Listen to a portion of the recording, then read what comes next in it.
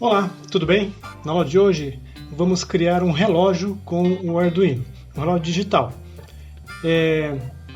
Para isso a gente vai usar 4 displays de 7 segmentos e vamos usar multiplexação, ou seja, cada display será acionado um de cada vez. Nunca serão os 4 ao mesmo tempo, mas graças à velocidade do Arduino vai parecer que todos estão acesos. Bom, é um projeto complexo. Eu vou deixar o programa na descrição para você olhar com mais cuidado. Vamos passar aqui em linhas gerais como é o funcionamento dele. Bom, primeiro, nós vamos usar os pinos de 2 até o 13. Todos eles serão usados. Os 4 primeiros, 2, 3, 4 e 5, serão usados para acionar os displays. Então, dependendo de qual desses pinos eu aciono, um certo display estará ligado. A ordem é a seguinte: se eu acionar o pino 2 e deixar os outros em 0, o primeiro display estará acionado. Se eu acionar o 3 e deixar os outros em 0, será o segundo. Se eu acionar o pino 4 e os outros em 0, teremos o terceiro display. E se o pino 5 for acionado, teremos o quarto display ligado. Então, dependendo de qual pino eu aciono, terei um certo display acionado. Os pinos de 6 até 13 vão ser os pinos que determinam que número vai aparecer no display. Então eu tenho que saber qual deles eu aciono para surgir um certo número. Lembrando, como o display que eu estou usando é um display de anodo comum, significa que em cada um dos pinos eu tenho que colocar o valor 0 para que ele seja aceso. Então vamos lá. Quais pinos devem ser acesos para formar cada um dos números de 0 até 9 e mais o ponto, né? O ponto pode estar aceso ou o ponto pode estar apagado.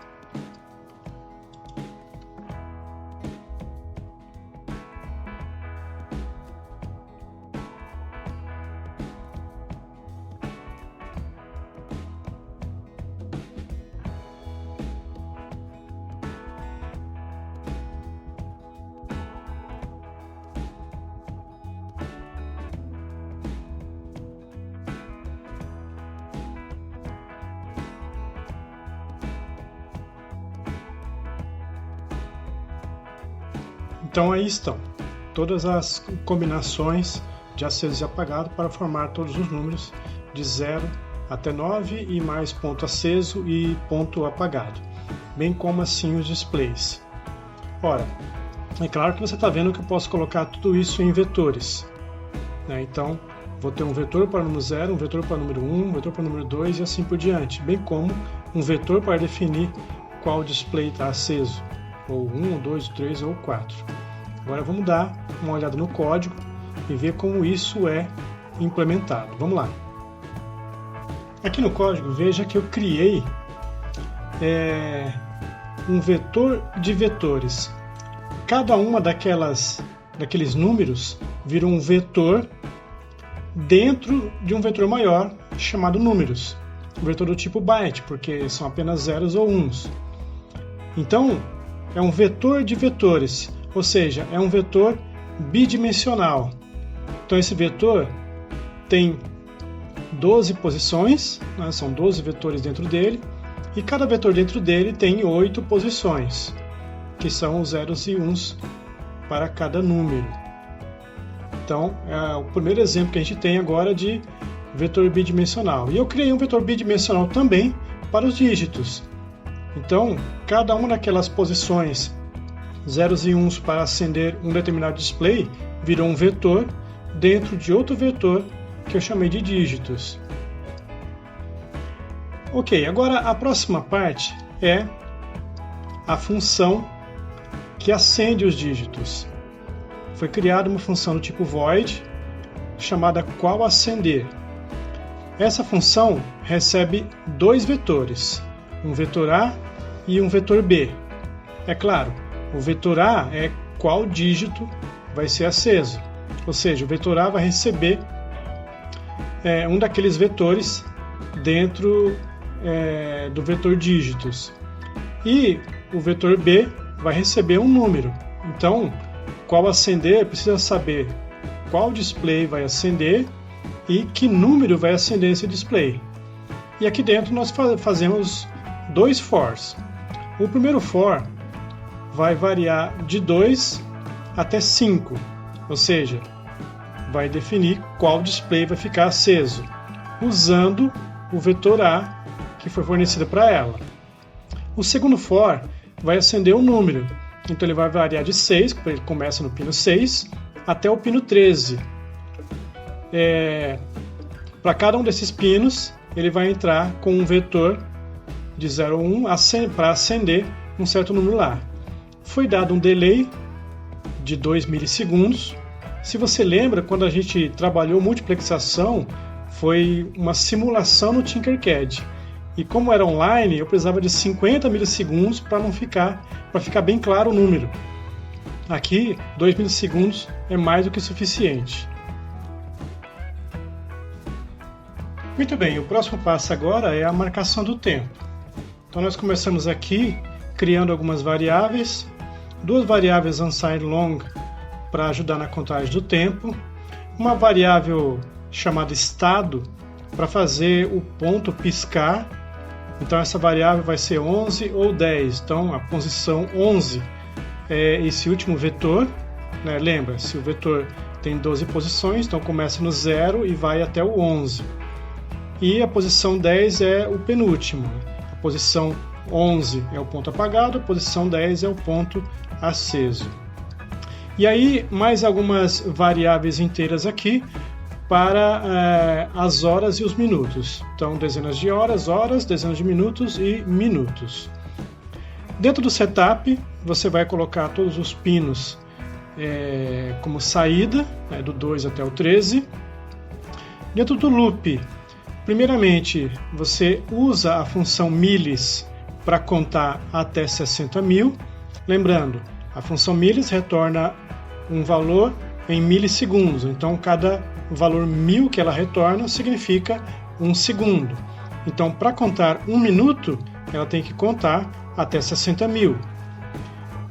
Nós vamos contar até 59.999, porque quando der 60.000, eu quero que mude, né? Quero que conte 1 minuto, na verdade, e não mais segundos.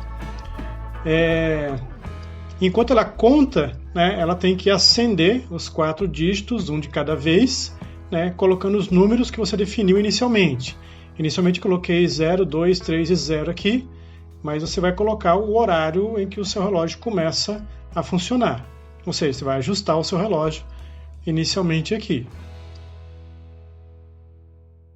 Dentro desse if tem um outro if que olha a função milis chegar até 500. Para que isso? Para fazer o ponto piscar. Então, ela vai olhar o tempo enquanto a função milis vai chegando até o 500. Enquanto não chegou, ou seja, enquanto milis for menor do que 500, ela vai fazer um for acendendo ou apagando o ponto, né? Porque aqui o for vai chamar a qualAcender, informando para ela o números pelo estado. E o estado define o vetor 11, que é esse último aqui.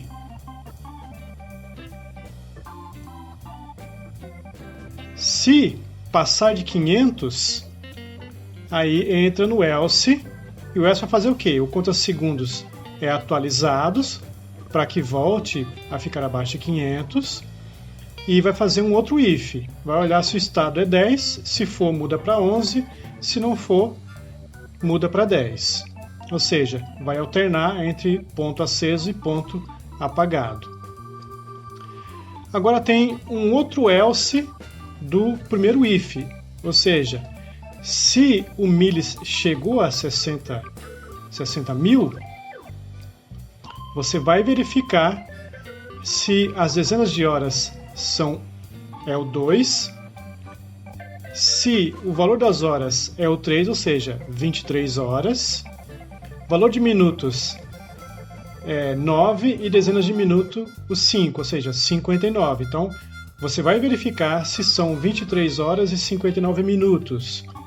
Porque se chegou a 60 mil, ou seja, se andou mais um minuto, mas já era 23 e 59, então tem que colocar 0 em todo mundo, que é o que é feito aqui. E aí atualiza o tempo antes para que a miles volte a contar minutos, aqui em cima. E aí, como você colocou 0 em todo mundo, você manda para a call acender para marcar 0 nos displays. Ou seja, passou de meia-noite. Se isso aqui não acontecer, se não for 23 horas e 59 minutos, então ele vai verificar se o valor dos minutos ainda é menor do que 9. Se for menor do que 9, ele vai aumentar o valor dos minutos e vai atualizar a miles, para que ela volte a contar um minuto lá em cima. Volte a contar um minuto aqui. Isso se for menor do que 9. E aí escreve os números que já estão lá, aumentando apenas o valor dos minutos. Se for igual a 9, ou seja, esse if não vai ser feito. Então, se for igual a 9, esse if aqui vai ter que ser verificado. Se as dezenas de minutos ainda são menores do que 5. Se ainda for menor do que 5, vai atualizar o tempo antes, o valor dos minutos vai voltar para 0. Por quê? Porque ele já chegou em 9, então tem que voltar para 0. E as dezenas de minutos vai ganhar mais 1, mais, e aí você acende os displays com esses valores. Agora, se as dezenas de minutos chegou em 5, significa o quê?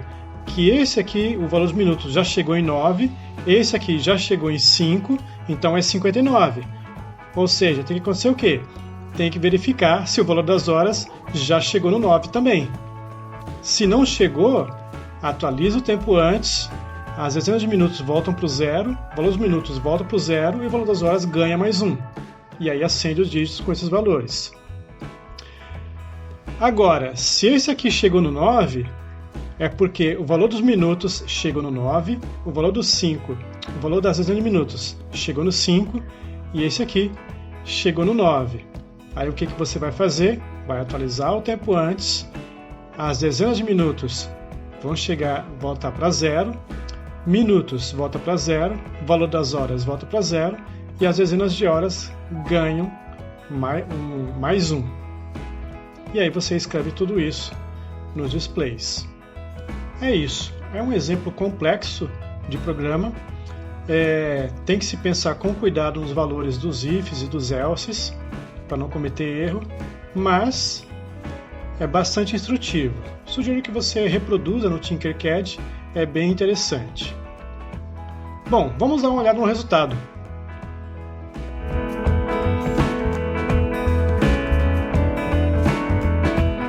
Pessoal, espero que tenha ficado claro. Qualquer dúvida, poste nos comentários. Tá explicado? Até a próxima!